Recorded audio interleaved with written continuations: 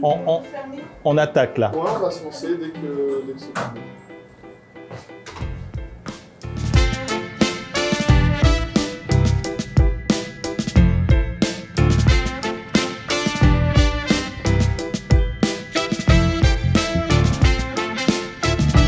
Eh bien, j'habite Rumilly depuis 30 ans. Je travaille comme chef de projet et je suis assez impliqué dans le mouvement associatif à Rumilly, mais également en dehors. Alors aujourd'hui, nous sommes au centre-ville de Rumilly, au 15 rue Charles de Gaulle, une boutique éphémère dédiée complètement à Alexandra Davinel durant tout le premier trimestre.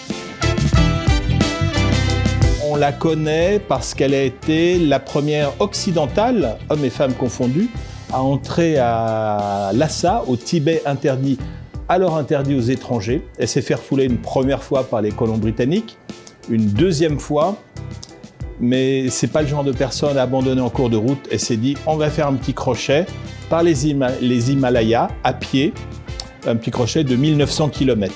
Et donc elle est parvenue à ses fins, grimée en mendiante, avec du noir de Suisse sur son visage, avec celui qui allait devenir son fils adoptif, le lama Yongden. Et c'est ça qui lui a valu ses lettres de noblesse. Elle en attire un ouvrage, un voyage d'une Parisienne à Lhasa, qui a commencé une grande carrière de femme écrivain.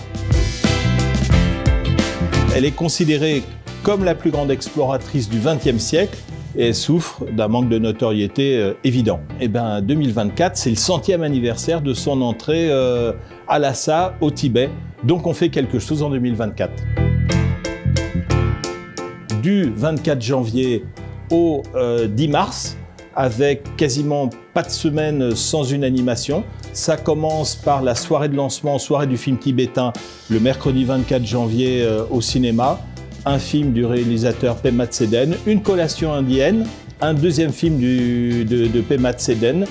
Il y a ensuite toute une série de conférences. Il y a à la médiathèque une séance de jeu Carte Aventura dédiée à Alexandra Davinel. On a également un escape game au début du mois de mars qui se passera à la médiathèque pendant toute la semaine, le dimanche compris. Donc je vous invite vraiment à vous reporter au programme, tellement il est riche, on pourra en parler pendant un bon bout de temps.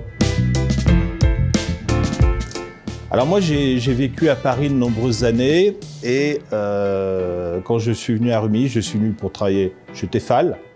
Je suis venu de façon volontaire, il y avait déjà un emploi à la clé. C'était en Haute-Savoie, je m'imaginais Rumilly avec des chalets en bois, de la neige l'hiver.